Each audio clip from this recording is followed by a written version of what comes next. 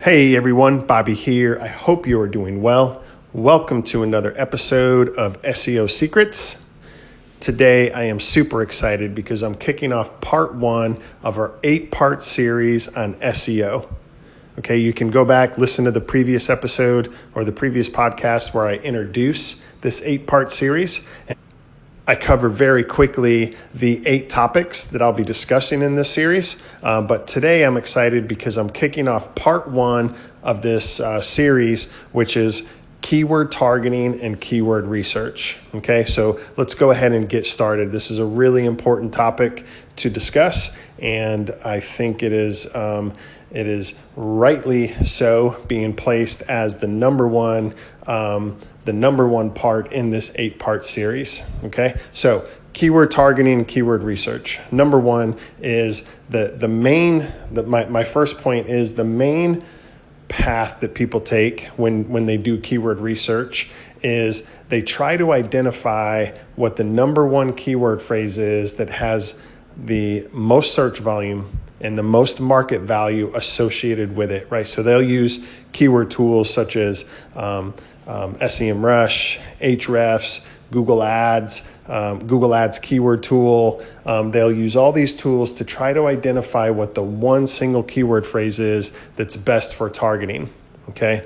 Now, the approach I want to encourage you to start thinking about and start implementing, it's a little bit different. It might sound a little bit contrarian to the normal path of keyword research, but what I want to encourage you to do is, instead of thinking of a single keyword phrase for targeting, instead think about a top tier category or a main topic or a main category to be targeting, right? So likewise, I do the same kind of research. I try to identify what the one single highest volume, highest value keyword phrase is for any given market.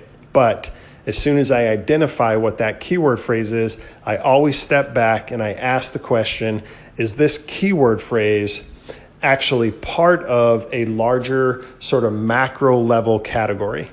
Okay, so for example, red tennis shoes or blue tennis shoes or suede tennis shoes, right? Those are all keyword phrases that an individual page would be targeting, but those are also all keyword phrases that are part of a larger, more macro level category, which is simply tennis shoes or tennis sneakers, okay? Likewise, another example, let's take a dental practice, okay? So you have dentist, right? That is the top tier category, but think about all the different procedures that a dental practice might offer, right? So teeth whitening, 24-hour emergency service, veneers, root canal, things of that nature. All of those are sub-practices, sub-procedures that fall under the main top-tier category of dentist, right? So, but in the case of a dental practice, or this is also a case with like law firms, for example, you can have a top-tier category like personal injury lawyer, and then under that top-tier category, you can have all of the different practice areas: car accident lawyer, brain injury lawyer, things of that nature. So in those cases, like a law firm and a dental practice, you can have a top tier category, which is personal injury lawyer or dentist, but then all of those procedures that are underneath can also become a top tier category in and of themselves for the individual landing page, right? So car accident lawyer would be considered a subtopic under personal injury law firm, right? So your home, like let's put it in the context of a website, right? So the homepage of a personal injury law firm, the homepage would be more than likely optimized for personal injury lawyer.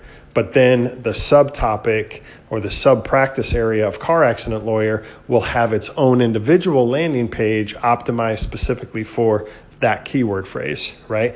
But in either case, if you do the keyword research, if you use these tools like Ahrefs, what you will find is hundreds of different key phrase variations, questions, different different phrases that people are searching that are all underneath these top tier category level phrases. Okay. So what I'm saying is that instead of focusing on one single keyword phrase, do that for your research. But once you identify that keyword phrase, step back and ask yourself, is that keyword phrase part of a larger, more macro level top tier category? And if it is, then I want to encourage you to focus on optimizing either your website or landing pages, whatever it is you're working on. I want to encourage you to focus on optimizing for that top tier category, okay?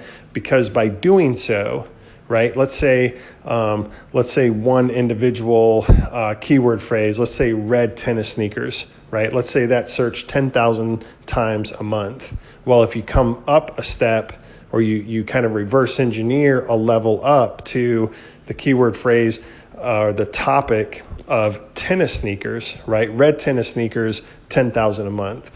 The top tier category of tennis sneakers is probably 10x or 100x the search volume associated with that keyword phrase, right? So by focusing on the top tier category of any given keyword phrase, if you can optimize for it, and it makes sense to do so, you can open up your website or your pages. You can start tapping into a much larger ocean of search traffic in the wider array of that market or the market of that keyword phrase. Okay, so that's kind of the method. That's the way we go about doing keyword research and keyword targeting. We identify keyword phrases, but then we look at it, we step back and ask ourselves, are these keyword phrases part of a higher level category? And if they are, we try to pursue and build enough authority at that category level, knowing that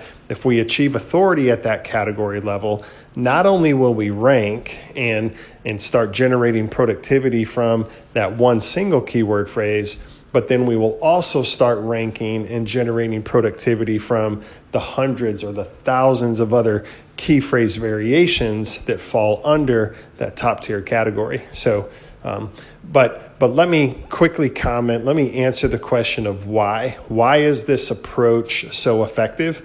Why is it more effective to focus on top tier categories instead of individual keyword phrases? And here's why. The main reason is because of the dynamic nature of Google search today. Okay, you probably know that. You probably know this, or maybe you do, maybe you don't. But Google search today is driven by AI. Okay, so there's an artificial intelligent engine that is fueling the search results in Google. As such, Google's main objective with the AI component is to try to understand the intent of the search query that was made. And if you think about all the different ways people search today, voice search on a mobile device, which generates long, like typically very long search queries and questions and things of that nature, desktop, mobile, near me, auto-generating search suggestions, things of that nature. All of these different hundreds or thousands of different ways people are searching for your products or services. Google is looking for, whatever you type in, is looking for the intent behind that search. Okay, that's why top tier category targeting is so effective. If you can achieve authority, again, at that top tier category level, now you have that authority for the hundreds or thousands of different variations and ways that people search and type in things. You want your website and your pages to be the default highest quality search result based on any intent-based search that somebody might generate, whether it's a very long drawn out question that was done by voice search, or it's somebody typing on their mobile phone and they're using Google Suggest. All the different ways people search.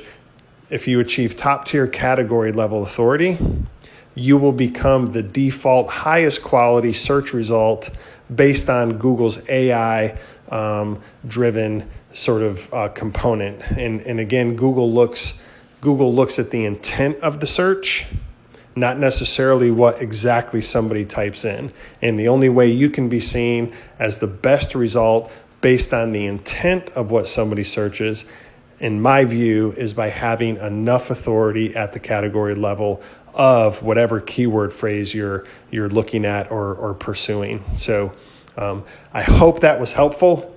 I know it can get maybe a little bit confusing, but I'm going to share this episode on the SEO Secrets Facebook group. And when I share it, go to Facebook, search SEO Secrets.